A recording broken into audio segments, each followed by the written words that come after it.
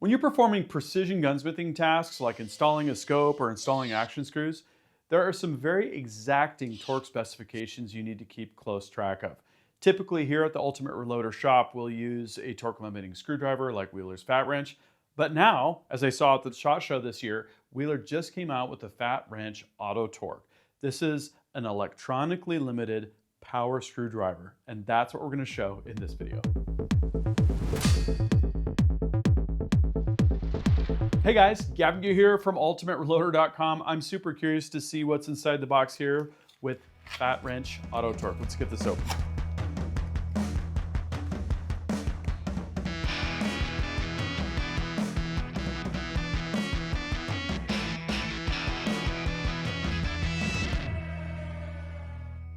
Well, here it is.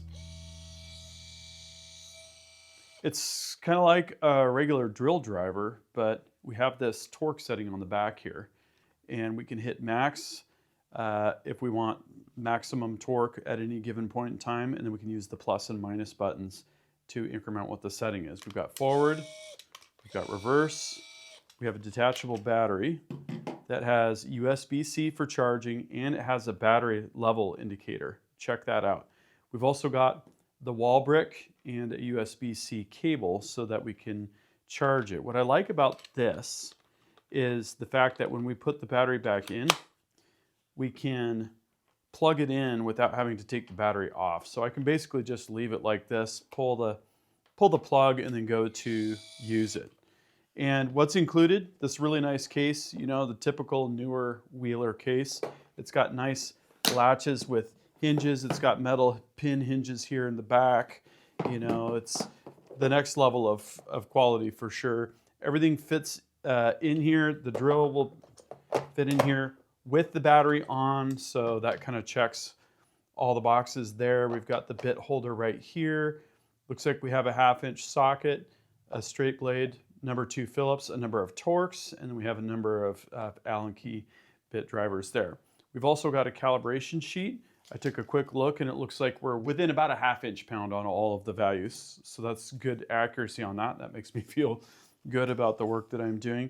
And then we have the owner's manual and an extra info sheet there. Okay, so the rifle that we've got here is a really cool rifle. This is Bergara's all-new SEMA CF. It's got a carbon stock and a carbon barrel. I looked up the torque specs for the action screws, the crossplate screw, and the cap screws here for the rings, and those are the different torque values that we need. So I'm going to take my tool here. I'm going to go ahead and it's on, looks like it was on 65. Okay, 55 on the nose. That should be good for our action screws. I think this is the bit we need. That is correct. Included. Go ahead and put the extension on. Might as well. Gives you a little bit more clearance.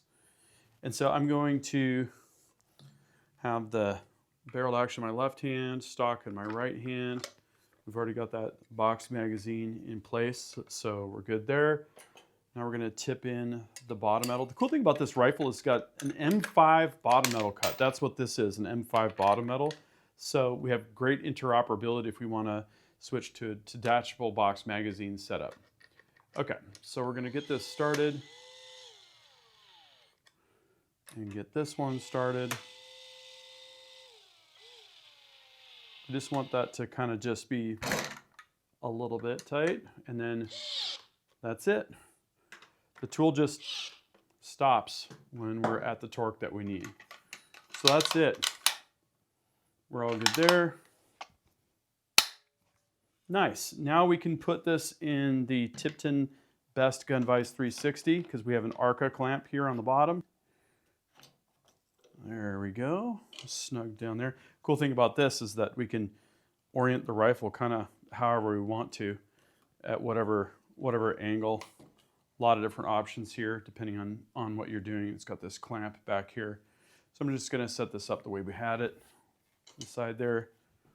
And we'll start the install for the scope. Okay, so I'm going to switch bits. I think we need this Torx bit here. Again, bits that came with the kit, which is nice. Now we're going to go from 55 down to 45 inch-pounds.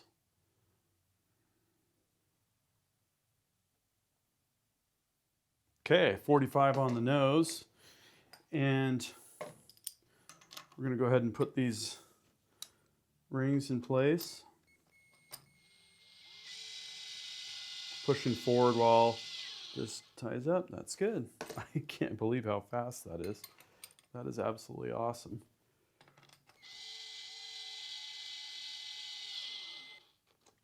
It just stops. Pretty cool.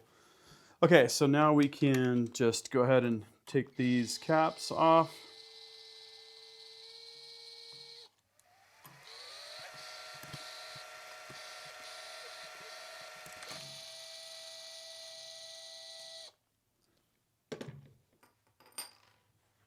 Okay, we'll get our scope in place, go to max magnification, and figure out where we want our eye relief set at.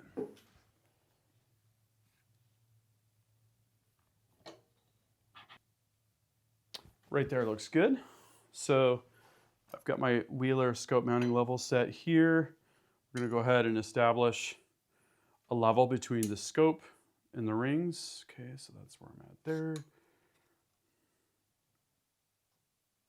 Right there is going to be level. Now, important note, now we're going to go down to 25 inch-pounds.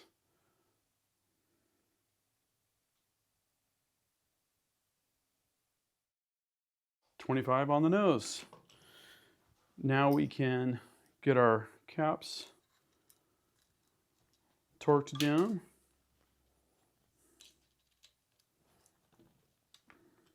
Now here I have to monitor the gaps, right? So I'm going to pull down on the opposite side and then kind of stop when the rings are about the same on both sides.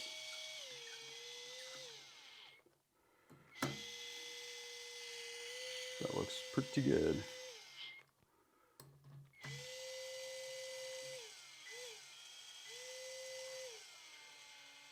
Now I could have put these to a lower torque value to get all of the screws torqued to a lower spec, but I feel confident that this is going to get things cinched down in a good state.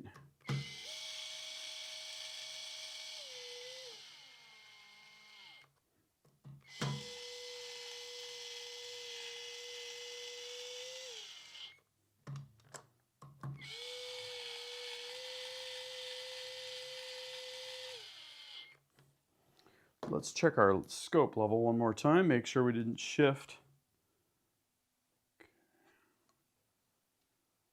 That looks good. So now I'll do a final torque and we will be done.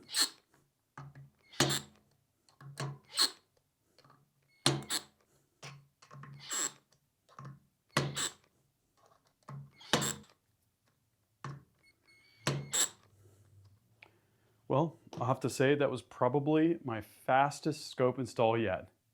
So there it is. The rifle's looking pretty good, isn't it? A couple things I learned using the tool for installation of the barrel to action and the scope install. First is if you squeeze the trigger, you have a very kind of like linear, very slow response, easy to get, very little rotational speed. And then you have to go all the way to the back, and you have to pull fairly hard to get it all the way back there. And that's when you'll get this higher speed, which is pretty good for installing screws and getting things sort of pre-torqued. The other thing was you're gonna wanna hold on the button, and if you hold for a while, it will, kind of like a digital clock adjustment, ratchet it at a higher speed, and then when you let off, it'll be very close to the value that you set. And then if you use plus and minus, then you're in 0.1 inch-pound increments, so you can get right up there. So that will allow you to set your torque a little bit more quickly. I really like this tool. I feel like it's a much faster and more convenient and ergonomic way to work. And with multiple hours of continuous runtime on one battery charge, I think if you keep it on the charger overnight, you're going to be able to really use it intermittently all day for stuff, even in a professional shop environment. So my question is, what do you think of the Wheeler Fat Wrench AutoTorque? Is this something that you'd use in your home or pro shop? drop a comment and we can have a discussion down there in the comments section. Thank you very much for watching. That concludes this video, and that means it's time to wrap it up.